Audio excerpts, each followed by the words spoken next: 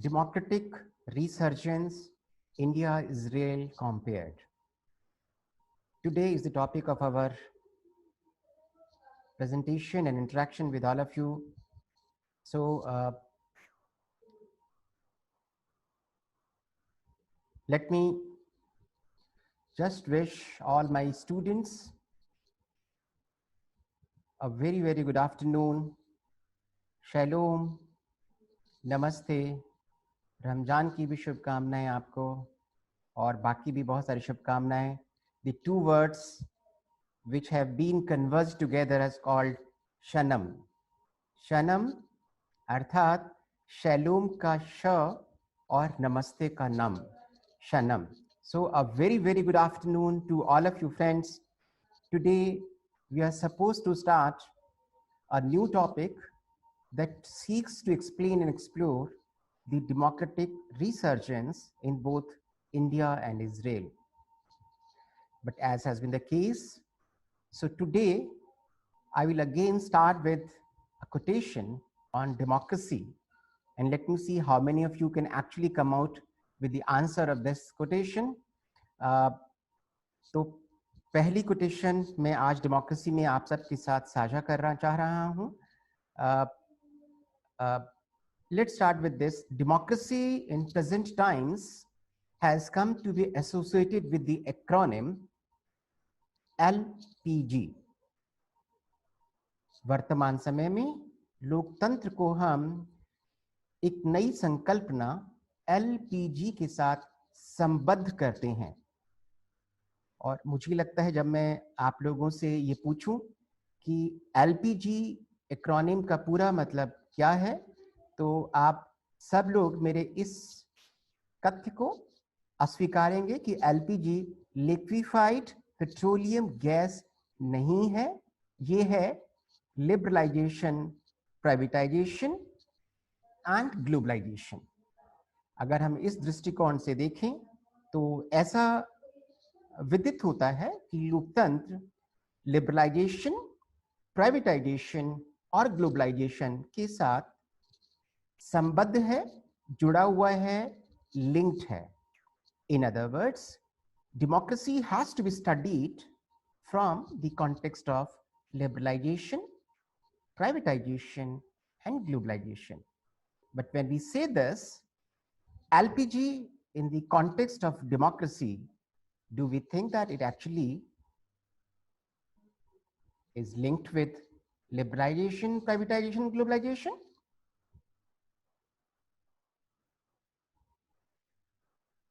Yes and no. When we say LPG in the context of democracy, it is called democratic LPG. And this democratic LPG refers to L for leisure, P for pleasure, and G for gesture, which means democracy in the context of happiness index as being reflected in the 21st century, specifically with the efforts of Bhutan's king's notion of happiness index. Democracy is linked with LPG as democratic LPG, and this democratic LPG refers to leisure, pleasure and gesture.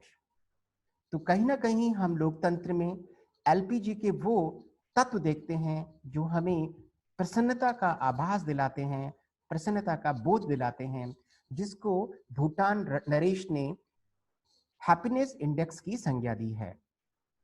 इस संदर्भ में अगर हम कहें तो ऐसा कहा जाता है कि democratic LPG is beyond anybody Caesar, अर्थात लोकतंत्र हैप्पीनेस इंडेक्स के रूप में किसी भी एक व्यक्ति के द्वारा नियंत्रित नहीं है.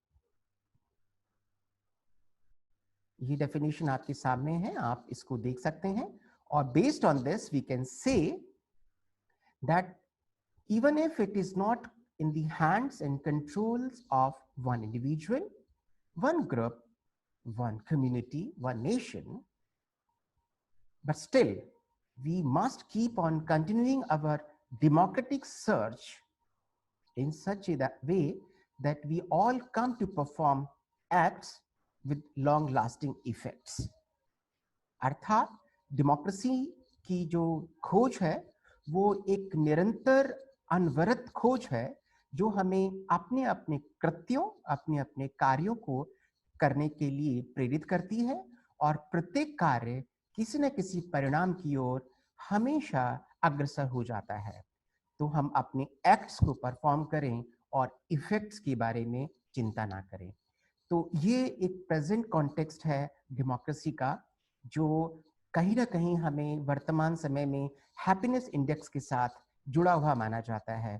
तो अगर आप सब लोगों ने इस डेफिनेशन को लिख लिया है, इसका हिंदी रूपांतरण आप कर लें। और इस डेफिनेशन को किसने दिया है ये मैं आपको आखिरी में बता सकता हूँ, लेकिन अगर आप चाहें तो इस राइटर का नाम लिख लें। ये है प्रोफेसर S.S.N. दिवर्शन। ये दिवर्शन is a very renowned social scientist. मैंने नाम उनका DIV लिखा, पूरा नहीं आ पा रहा है। दिव्यर्शन who has been associated with the work on democracy।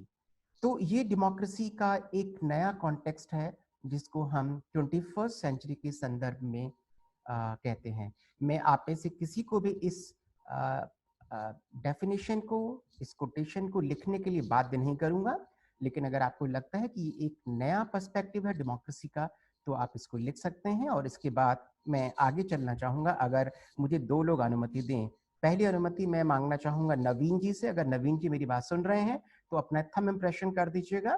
और दूसरा मैं कलश शर्मा जी से पूछना चाहूंगा कि अब तक हम अपनी बात को ठीक से रख पाए हैं, नहीं रख पाए हैं। यस सर, आप बहुत अच्छे से रख पाए हैं। तो चूंकि समय कम है कलश, late me just proceed further. और ये डेफिनेशन बेसिकली इसके बाद हम लोग रिकॉर्डिंग पे डाल दिया है, तो we can get everything which is being discussed today with all my students will be uploaded on the YouTube. So let me just proceed further, and based on this democratic premise, let me go to the next part of our presentation that says democratic resurgence। जो लोकतांत्रिक उद्भव है, जो लोकतांत्रिक resurgence है, democratic resurgence है, इससे हम वर्तमान समय में कैसे इसको हम देख पाते हैं।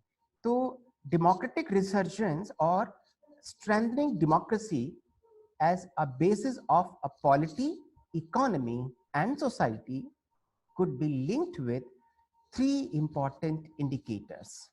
जब हम कहते हैं लोकतांत्रिक प्रादुर्भाव या लोकतांत्रिक उद्भव, तो इसका अभिप्राय है, इसका आशय है कि लोकतांत्रिक रिसर्जेंस 3 बिंदुओं पर आधारित है।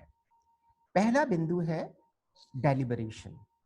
लोकतंत्र को अक्सर कहा जाता है कि ये वो प्रक्रिया है जिसमें डिस्कशन, डेमोन्स्ट्रेशन और डेलिब्रेशन तीनों का अध्ययन किया जाता है। मैं आपकी स्क्रीन पे ये फिर लिख देता हूं। इसका मतलब ये हुआ कि डेमोक्रेसी को हम डेलिब्रेशन, डिस्कशन एंड डेमोन्स्ट्रेशन के रूप में पूरे विश्व के अंदर जानते हैं।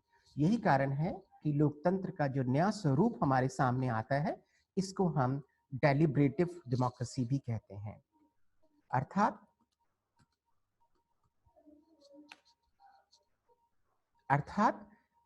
Democracy must be based on regular deliberations, discussions and demonstration of all the acts of players we call actors in present setup।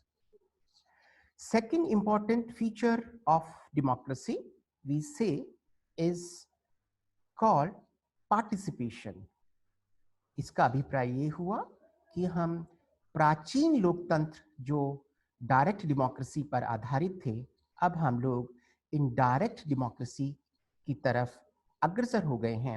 और हमारा जो इनडायरेक्ट डेमोक्रेसी है, ये हमारी इनडायरेक्ट डेमोक्रेसी वास्तव में पार्टिसिपेटिव डेमोक्रेसी के रूप में जानी जाती है।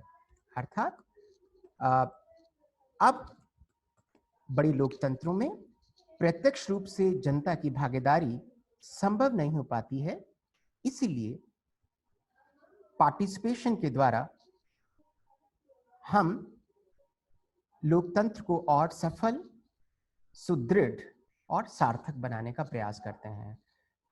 To ensure the strength and consolidation of democracy, participation of the people as electors, as voters, or as citizens has become important part of all the democracies of the world.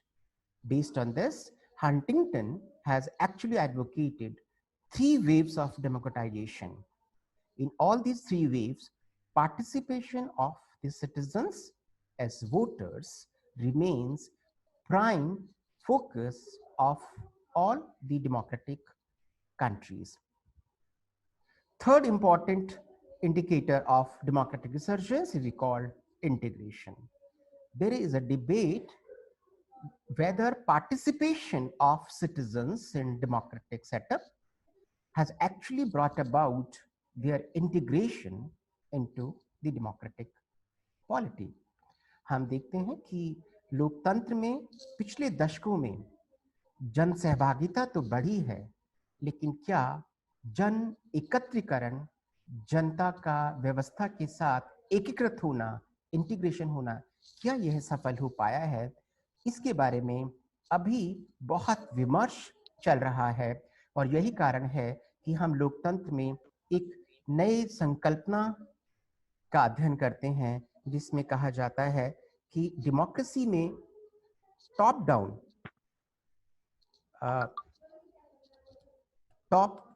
Method तो है, लेकिन bottom up approach अभी नहीं आया है। अर्थात ये decision making process तभी संभव हो पाता है किसी भी अच्छे लोकतंत्र में जब निर्णय ऊपर से ना लिया जाए, बल्कि निर्णयों में जन सहभागिता भी बहुत महत्वपूर्ण होनी चाहिए। यही कारण है कि बहुत सारे लोकतंत्र ने नए नए आयामों को, नए नए मॉडल्स को जन्म दिया है, उनको इवॉल्व किया है, जिनको हम पीपीपी मॉडल भी कहते हैं।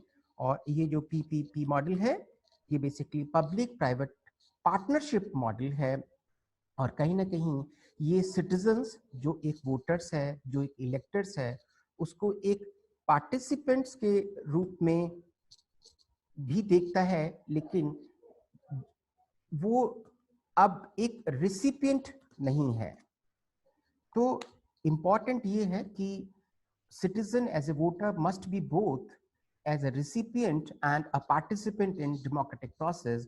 यही कारण है कि हर डेमोक्रेसी में सिटीजन्स का इंटीग्रेशन बहुत इंपॉर्टेंट है, ताकि डेमोक्रेटिक पॉलिटीज उन एलिनेशन को, उन आइसोलेशन को, उन डेप्रिवेशन को, डिस्क्रिमिनेशन को एड्रेस कर सके जो उनके सिटीजन्स के साथ हमेशा होता है। इसलिए हम देखते हैं कि बहुत सारी डेमोक्रेटिक पॉलिटीज, बहुत सारी डेमोक्रेसीज ऐसी हैं जिसमें पार्टिसिपेशन तो पिछले दशकों में बहुत बड़ा है, लेकिन उनका मुख्य धारा में एकीकृत होना, उनका जुड़ाव, वो अभी तक संभव नहीं हो पाया। यही है कि हम भारत में अल्पसंख्यकों का देखते हैं और इजराइल में भी हम देखते हैं कि कैसे अल्पसंख्यक वर्ग मुख्य धारा से अभी उस प्रकार से नहीं जुड़ पाए हैं जिस प्रकार से उनको जुड़ने की आवश्यकता होनी चाहिए या होती है।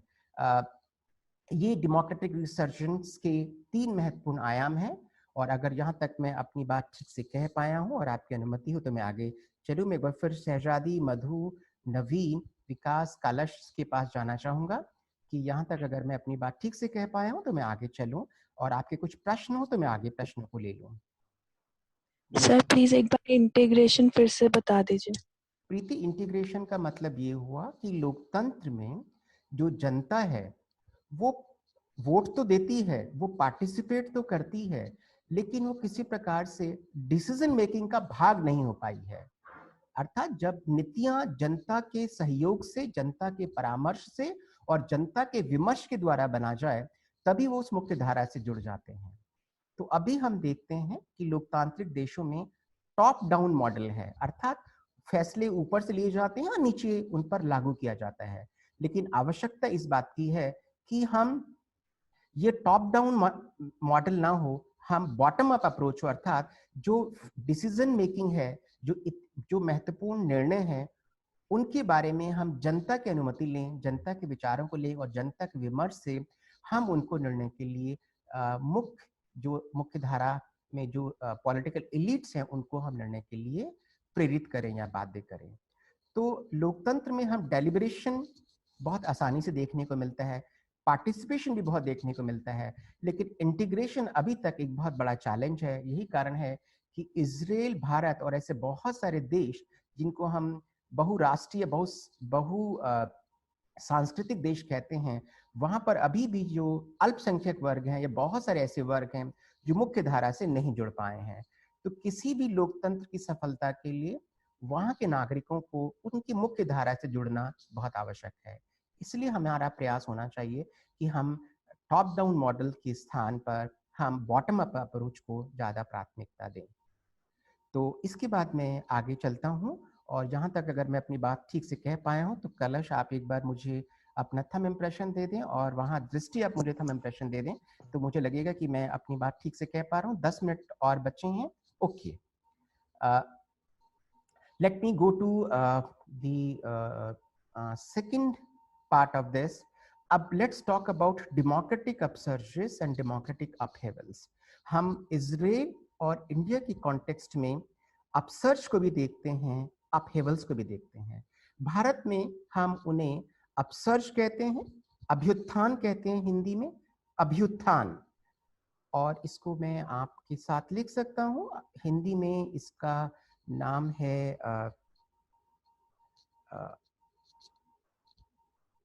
अभ्युत्थान, अभ्युत्थान। Okay,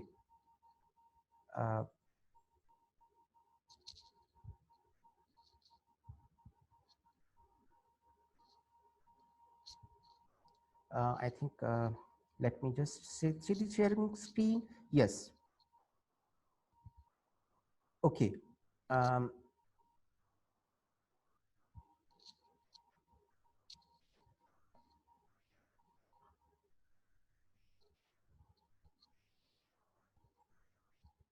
So let me come to the there are three important upsurges or three important upheavals in both India and Israel. But let me say, how do we define an upsurge? Upsurge आपकी screen पर आ रहा है, विकास? Vikas, are you getting it on the screen? Upsurge? Yes, sir. Yes, sir. Okay, okay. So 10 minutes are there, so let me just very hurriedly speak to it. Upsurge refers to emergence, कि कैसे लोकतांत्रिक व्यवस्थाओं में new developments, new events, new happenings have taken place, which have come to be equated with the notion upsurge. Similarly, in case of Israel, we come to know a word called upheaval. Upheaval refers to resistance to the old system and emergence of or rejuvenation of a new system.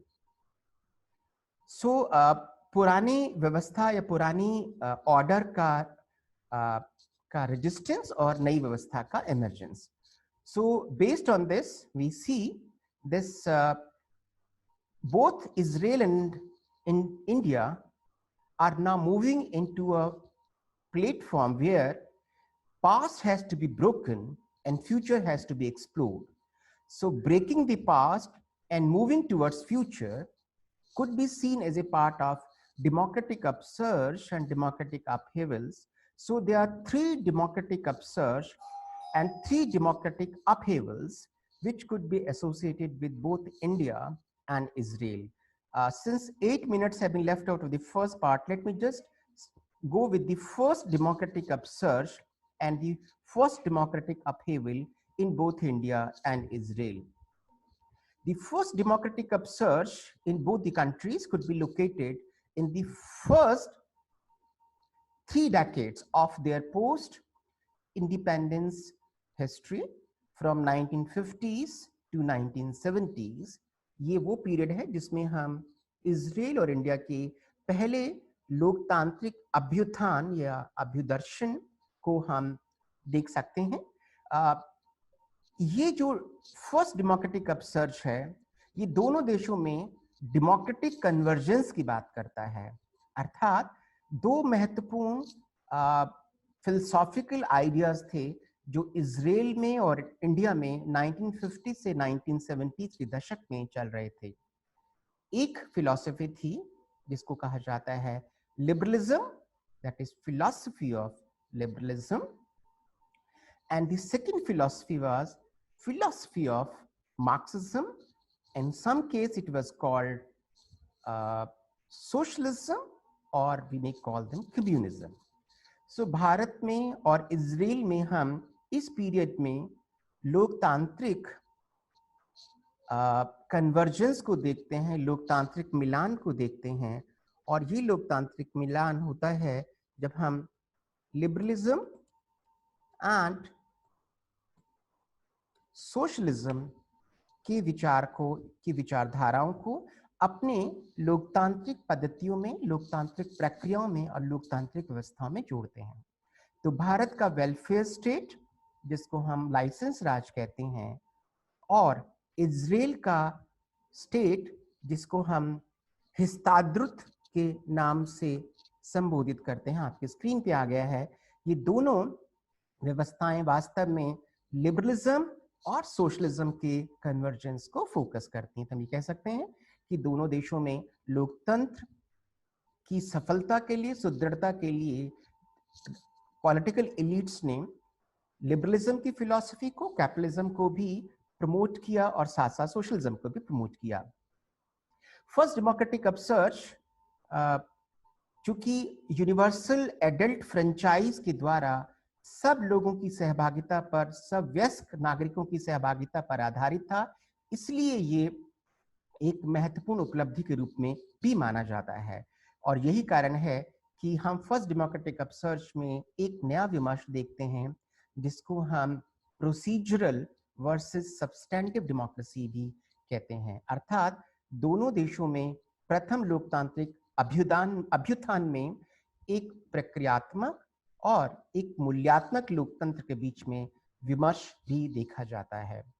हम दोनों देशों में ये कह सकते हैं कि दोनों देशों में प्रथम 3 दशकों में, अर्थात प्रथम लोकतांत्रिक अभ्युत्थान में, अर्थात फर्स्ट डेमोक्रेटिक अपसर्च में, success could be attributed to increasing participation of the adult voters in democratic polity.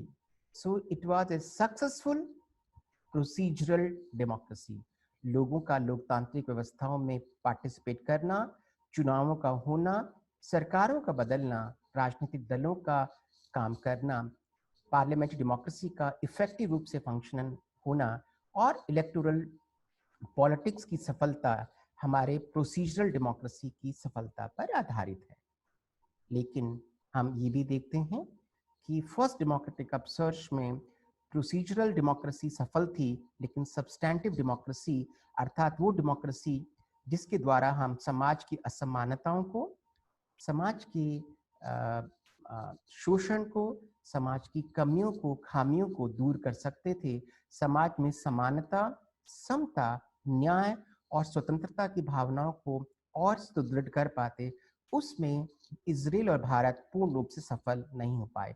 तो हम कह सकते हैं कि first democratic upsurge was a successful upsurge in terms of procedural democracy, but not in terms of substantive democracy.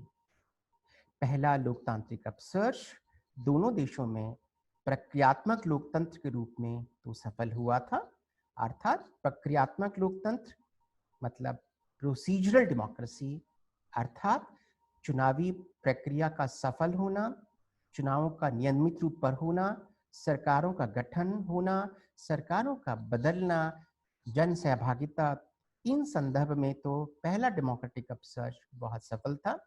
लेकिन जब हम देखते हैं कि लोकतंत्र एक मूल्य के रूप में समानता, न्याय और स्वतंत्रता को प्राप्त करने में पूर्ण रूप से सफल नहीं हो पाया, democracy failed to achieve values like liberty, equality and justice.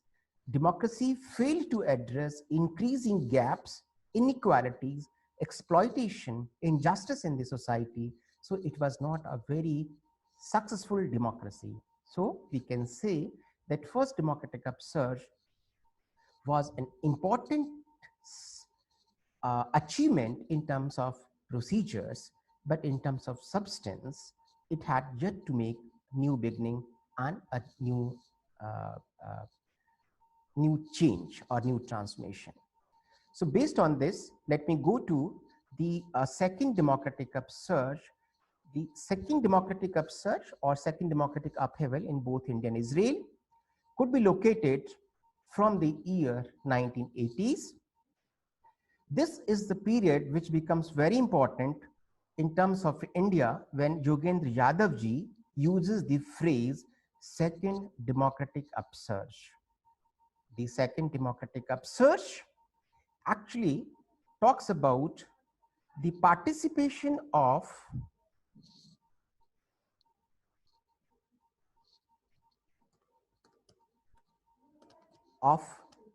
all the backward castes, communities, and classes. This was called second democratic upsurge by Yogendra Yadav ji, and this referred to participation of the backward communities in electoral politics, in democratic politics. Bharat में हम इसको देख सकते हैं कैसे उन क्षेत्रीय दलों में जो जाति पर, जो संप्रदाय पर, जो समुदायों पर आधारित थे, emergence of Bahujan Samaj party, राष्ट्रीय जनता दल, समाजवादी पार्टी, राष्ट्रीय लोक दल, and many other parties in northern and western and southern part of the country were based on participation of the backwards. Friends, welcome back. Let's start with the second democratic upsurge or second democratic upheaval. This period is broadly associated in the Israeli and Indian democracy from 1980s. 1980 के दशक से भारत और Israel में second democratic upsurge या second democratic upheaval को जोड़ा जाता है और कहा जाता है कि सेकंड डेमोक्रेटिक अपसर्ज भारत में बैकवर्ड क्लासेस के अपसर्ज को इंगित करता है और इजराइल में ये सेफार्डी समुदाय के अपहेवल को रिफ्लेक्ट करता है। हमने आपके साथ कई बार इस चीज का डिस्कशन किया होगा कि कैसे Yogendra Yadav ji second democratic upsurge के द्वारा भारत में बैकवर्ड कास्ट, बैकवर्ड क्लासेस और बैकवर्ड कम्युनिटीज के इंक्रीजिंग पार्टिसिपेशन के बारे में बताते हैं। How second democratic upsurge is the resurgence of backward groups, not in terms of their political participation, but also participation, and they're actually working at different levels of political organizations and political governments. So we can see the number of political parties like BSP, Samajwadi Party, RJD, ये सब backward caste and classes के upsurge को reflect करते हैं। Similarly Israel में भी इसी दशक में सेफार्डीज का एक बहुत बड़ा जत्था माइग्रेशन के द्वारा, आलिया के द्वारा इजराइल में प्रवेश करता है और सेफार्डीज के आने से इजराइल की डेमोग्राफी और इजराइल की डेमोक्रेसी दोनों अफेक्ट होती हैं, दोनों प्रभावित होती हैं। यही कारण है कि इजराइल में इलेक्टोरल पॉलिटिक्स एक नए रूप के साथ आता है। इसको हम वहाँ सेकंड डेमोक्रेटिक अपहेवल के रूप में कहते हैं।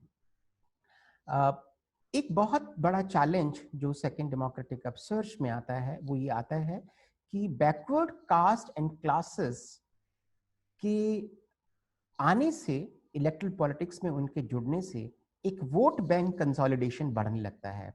अर्थात political parties in backward classes और कम्युनिटीज, चाहे वो सेफार्डीज हो या भारत में दलित्स या अन्य बैकवर्ड कम्युनिटीज हों, इनके इंटीग्रेशन को प्रधानता नहीं दे पाते हैं और इनको एक वोट बैंक के रूप में अपने इलेक्टोरल पॉलिटिक्स में, डेमोक्रेटिक पॉलिटिक्स में यूज करना शुरू करते हैं।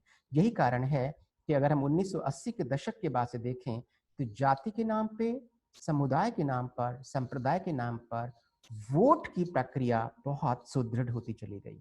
तो second democratic upsurge basically poses a challenge in terms of consolidation of the vote banks of these backward castes, classes and communities both in India and Israel. In India, we can say that how Dalits and other backwards started gravitating towards one political party and one similar types of caste-based political groups. Similarly, in Israel, we see that how Sephardis started joining new political groups, which we call as the Sas. We pronounce it as Shas. And there is another important group which is based on participation of these Israelis, these Sephardic groups in Israel, which is called Israel Betunu. So these are two important political parties which have now been banking on the support of the Sephardic groups, और ये Sephardic groups कहीं ना कहीं अश्केनाजी groups को challenge देते हैं। तो ये जो वोट बैंक कंसोलिडेशन है, ये सेकंड डेमोक्रेटिक अपसर्ज की एक बहुत इंपॉर्टेंट उपलब्धि है। Gayatri has raised the hand. Yes Gayatri, any question or we should proceed to the third democratic upsurge? Gayatri? Yes sir. Yes sir. Proceed. Yes, okay, thank you so much. तो second democratic upsurge जो 1980 के yes Shahzadi please बताएं।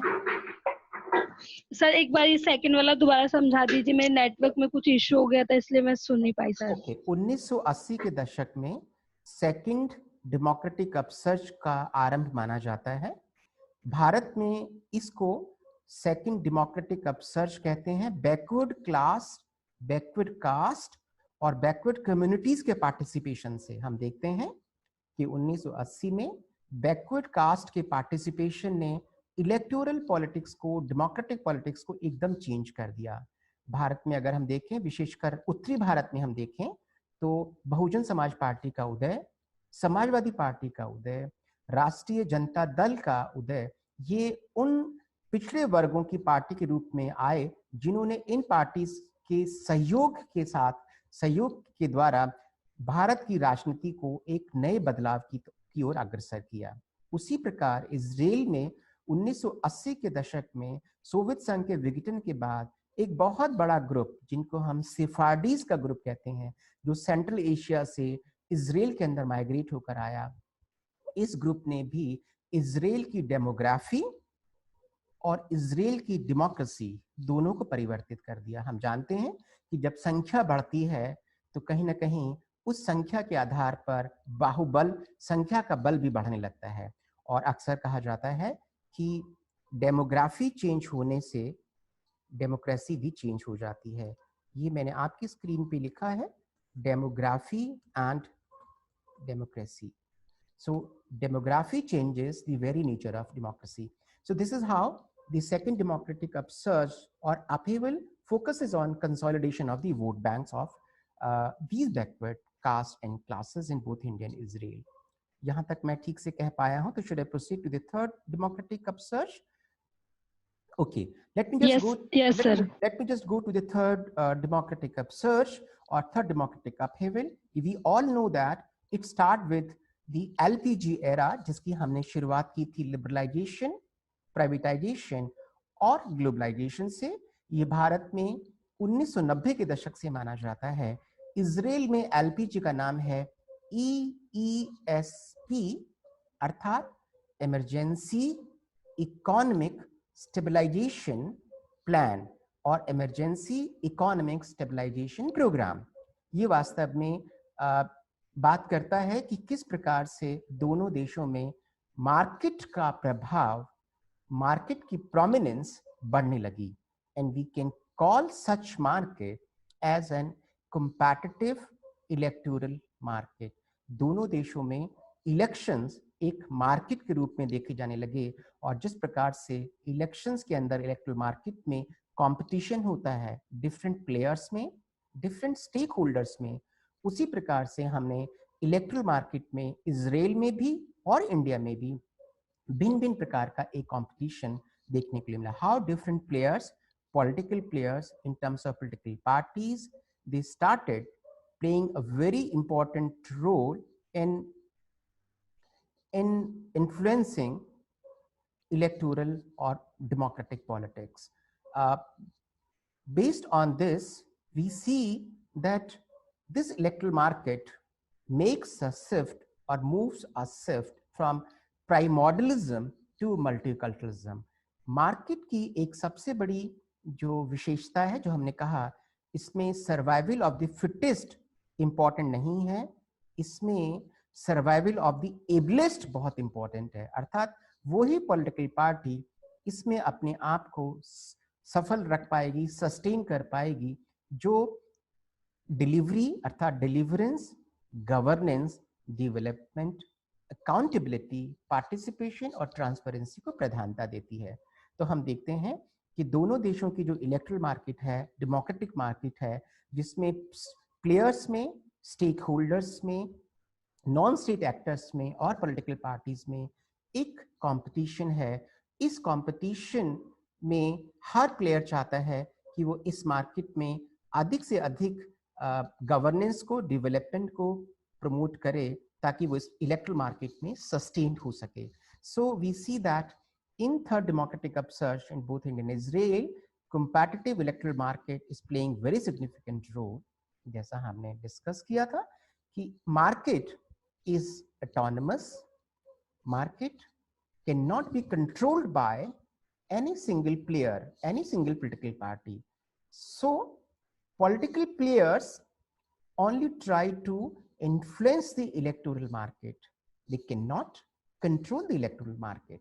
So based on this, we see that how there seems to be a shift in Israel from primordialism, that is caste, community and class, to multiculturalism, which is based on development, governance, participation, accountability, transparency, better results and better performance. तो इस आधार पर हम third democratic upsurge को discuss करते हैं। इस third democratic upsurge में सबसे महत्वपूर्ण जो भूमिका निभाते हैं, वो भूमिका निभाते हैं we as citizens.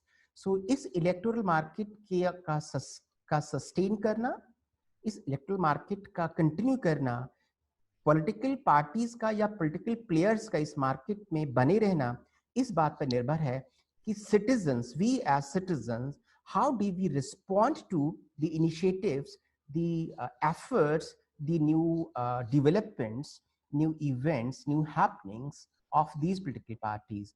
So this, I have used the word with the M5. It is the M5 phenomenon, and it is this M5 phenomenon which becomes an important game changer in both India and Israel. मुझे लगता है कि हमने M5 phenomenon को बहुत अच्छे से पढ़ा होगा, but let me see how these 5 M's play a very important role or have been playing very important role in the democratic politics of the two nations from 1980s onwards. Let me just start with the first M. The first M in India, which brought about a change in electoral politics, specifically with the onset of second democratic upsurge, it was called मंडल। हम सब जानते हैं कि कैसे आरक्षण की प्रक्रिया ने, आरक्षण के आंदोलन ने भारत की लोकतांत्रिक राजनीति को बदल दिया। Similarly, we can find out a corresponding resemblance of this mandal.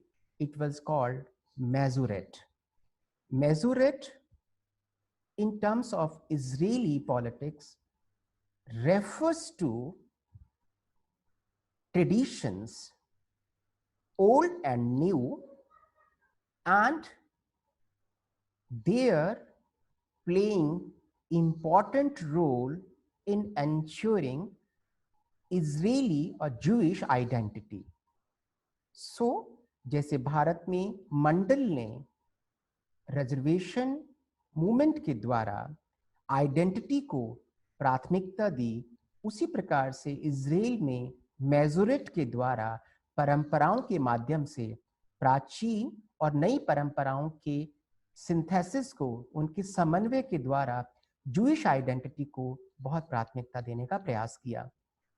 So we see the first M constitutes a similarity between the two nations in terms of identity.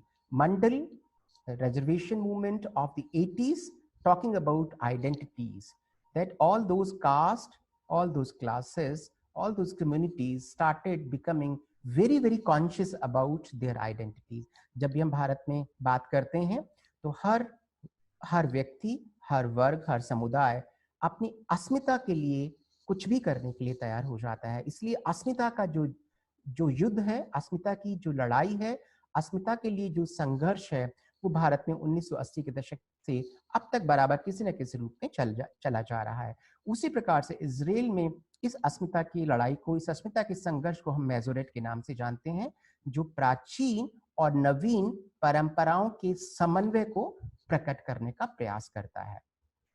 मंडल का दूसरा काउंटर हुआ कमंडल, and we all know that how that Ram movement brought about a change in India's democratic politics.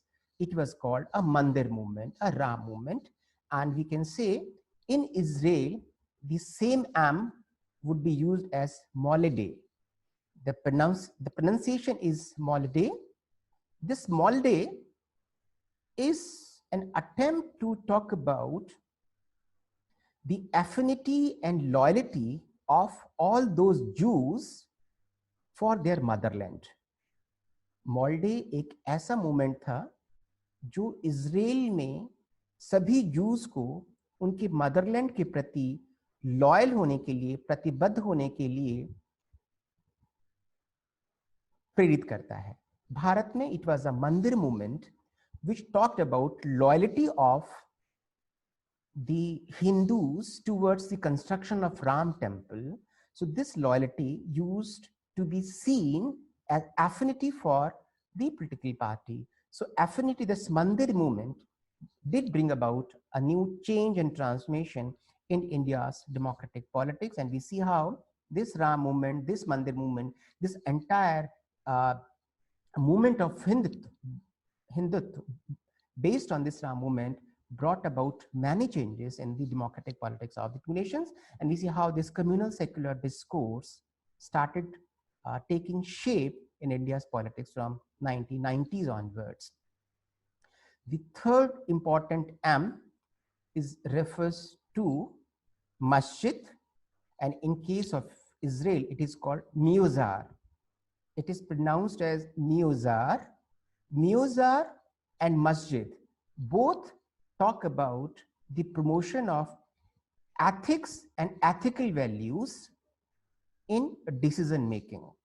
हमने देखा होगा कि कैसे demolition of disputed structure actually led to a politics of reconciliation, and how that the non-Hindu communities, the Muslims and others, started focusing on the conciliational or conciliationary approach or consociational approach or the consensus building model to resolve the issue of Mandir and Masjid in Ayodhya. So in Israel, it is called Miyuzar. In India, it was Masjid.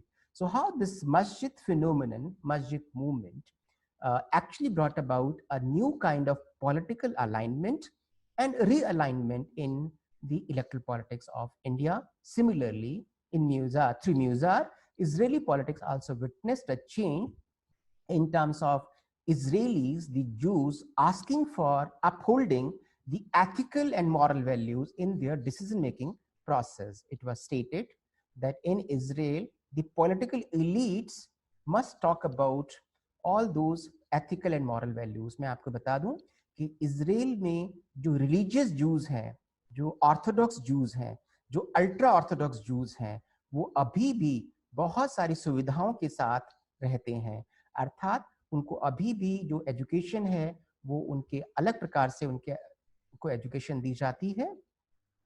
और दूसरी बात यह है कि अभी भी जो Orthodox और अल्ट्रा ऑर्थोडॉक्स जूस हैं उनको आर्मी में जाने के लिए एग्जम्पशंस मिली हुई है, उन स्टूडेंट्स को बहुत सारी फैसिलिटीज हैं, तो जब भी ये बात आई जाती है कि क्या हम ऑर्थोडॉक्स जूस को वो सारी सुविधाएं दें या ना दें, तो अक्सर एक डिबेट शुरू होती है इजराइल में कि जो एथिकल इश्यूज हैं, वैल्यूज हैं, ट्रेडिशन से, जुडाइज्म की जो परंपराएं हैं, उनको बराबर डिसीजन मेकिंग में रखा जाना चाहिए। अर्थात उन ऑर्थोडॉक्स और अल्ट्रा ऑर्थोडॉक्स जूस को भी हमें भिन्न भिन्न प्रकार के सुविधाओं से वंचित नहीं करना चाहिए। तो the same thing could be applied to the masjid movement, which is based on morality. So morality is the third important phenomenon which brought about a change in electoral politics of the two nations. The fourth is called mishpacha. In case of India, it is called market. And हमने कहा कि कैसे market connectivity की बात करती है, mishpacha भी एक प्रकार से बात करता है कि जो Jews हैं वो कैसे, या जो इजरायलीज हैं वो कैसे इस मार्केट फिनोमिनन में जो बात करती है ग्लोबल और लोकल के डिबेट की, ग्लोबल और लोकल के डिस्कोर्स की, फोकस क्या होना चाहिए, क्या ये विवाद होना चाहिए, थिंक लोकल एक्ट ग्लोबल और थिंक ग्लोबल एक्ट लोकल। इस विमर्श को इजराइल और इंडिया में मार्केट और मिसपाचा के रूप में, कनेक्टिविटी के रूप में देखा जाता है। ऐसा कहा जाता है कि ग्लोबलाइजेशन ने शहरों को तो बहुत विकसित किया है, वैश्विक किया है, लेकिन अभी भी जो ग्राम्य है, ग्राम्य जीवन है, जो रूरल हिंटरलैंड है, वो अभी भी वैश्वीकरण से बहुत दूर हो गया है। हम ये भी कह सकते हैं कि ग्लोबलाइजेशन का वास्तविक आधार, वास्तविक सफलता तभी है जब हम लोकल और ग्लोबल दोनों को जोड़ के रखें, विलेज और शहर दोनों को जोड़ के रखें, डिस्ट्रिक्ट और नेशन दोनों को जोड़ के रखें। तो मिसपाचा या मार्केट एक प्रकार से लोकल और ग्लोबल के साथ कनेक्टिविटी की बात करती है कि कैसे इस वर्तमान समय में भी हमें एक लोकल और ग्लोबल को जोड़ के रखना है। Let me come to the last part, and this is called Majbiya. Majbiya refers to Matdata, that is voters. How this new voter, which I said, is a game changer, is a real catalyst.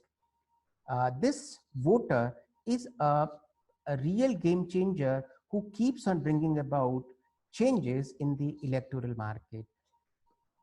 इस erectile market के सभी players in game changers को प्रभावित करने का प्रयास करते रहते हैं, लेकिन ये जो इलेक्टर्स हैं, जो वोटर्स हैं, जो मैंने कहा कि ये कभी कंज्यूमर की हैसियत में होते हैं, कभी कस्टमर के रूप में होते हैं, कभी क्लाइंट के रूप में होते हैं, ये डिसाइड करते हैं कि किस प्लेयर को हमें इस मार्केट में स्वीकारना है और किस प्लेयर को इस मार्केट में अस्वीकारना है। अर्थात इस इलेक्ट्रल मार्केट में जो रियल गेम चेंजर है वो मतदाता है, वो वोटर है, और उसकी कलेक्टिविटी, उसकी कंसोलिडेटिंग स्पिरिट ही इस इलेक्ट्रल मार्केट को चेंज कर पाता है।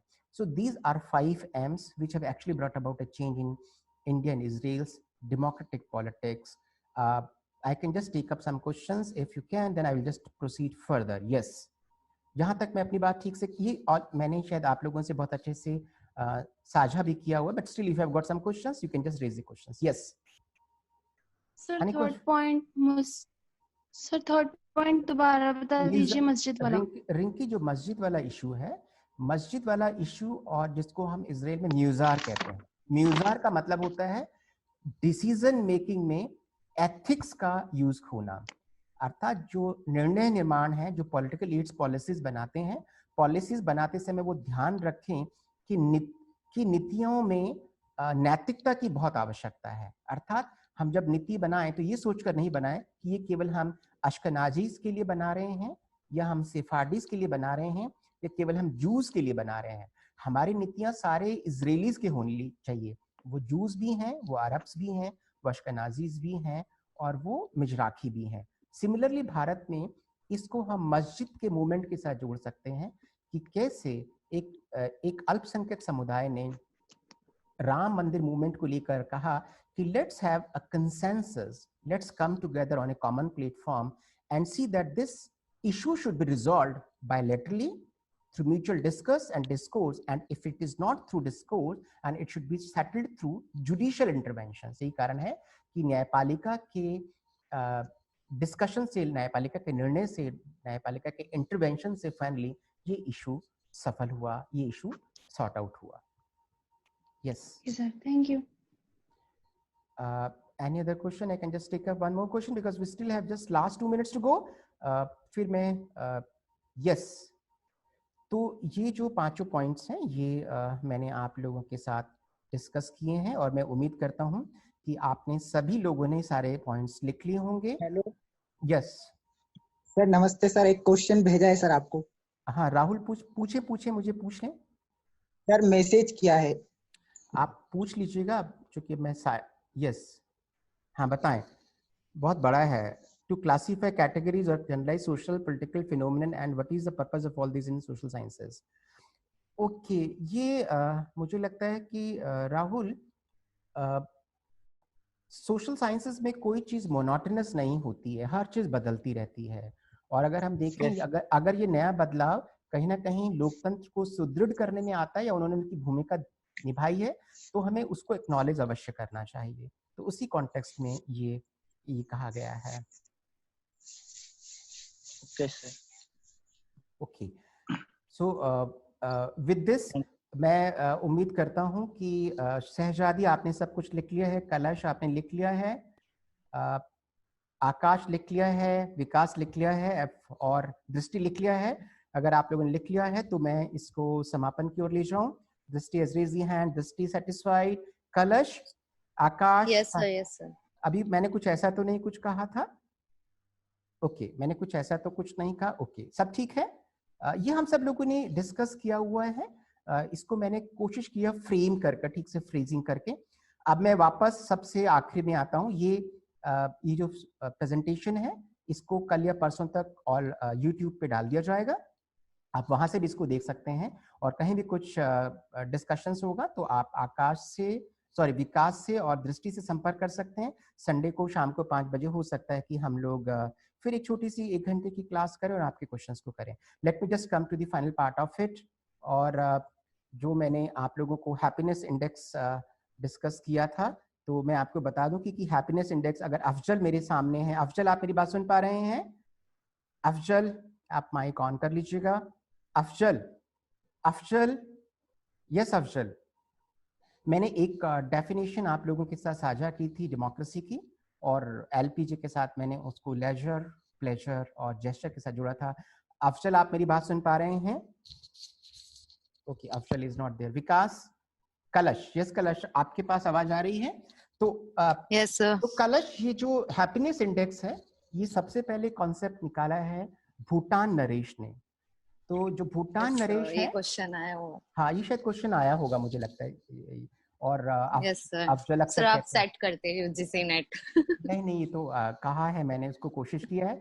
तो हैप्पीनेस इंडेक्स का मतलब ये है कि democracy must be seen as an instrument of promoting happiness. और हैप्पीनेस कैसे प्रमोट करेंगे? हैप्पीनेस को प्रमोट करने के 3 ही तरीके हैं. A, you promote it through leisure, अर्थात आप पढ़ाई के साथ साथ थोड़ा आराम भी करें, लेजर वाले माहौल में भी रहें. अर्थात there should be less and less stress. जैसे आपने देखा होगा कि लॉकडाउन में भी हम लोगों का स्ट्रेस लेवल कम हुआ है और हमारा लेजर लेवल ज्यादा हुआ है. अब हम लोग बहुत अच्छे से पढ़ भी पाए क्योंकि हमारा कम्यूटिंग कम हुआ है. दूसरा अगर हम पार्ट देखें, प्लेजर का मतलब ये हुआ कि प्लेजर का मतलब ये हुआ कि अगर आप, ये जो कोट हमने जिसमें लेजर डाला, प्लेजर का मतलब ये हुआ कि हैप्पीनेस के लिए बहुत इंपॉर्टेंट है कि आपके पेन्स मिनिमाइज हों और प्लेजर बड़े हों. हम सब लोग जानते हैं कि कैसे बेंथम के हेडोनिस्टिक कैलकुलस ने, आप सब लोग बेंथम को जानते हैं, बेंथम के बारे में आपने काफी पढ़ा हुआ है. उनका एक बहुत इंपॉर्टेंट था maximum happiness of the maximum number. ये बेंथम ने कहा था और इसी बेसिस पे उन्होंने एक फॉर्मूला निकाला था, हेडोनिस्टिक कैलकुलस, कि कैसे हम हैप्पीनेस को मापने के लिए प्लेजर में से पेन हटा दें तो वो अपने आप आ जाता है. इसको फिर उन्होंने फेलिसिफिक कैलकुलस की भी संज्ञा दी थी बेस्ड ऑन दिस कोटेशन, आप कोई बता सकता है कि इस कोटेशन को जो देने वाले स्कॉलर हैं वो भूटान नरेश को याद कर सकता है? SSND? Anybody who can just recall this? Yes, Kalash,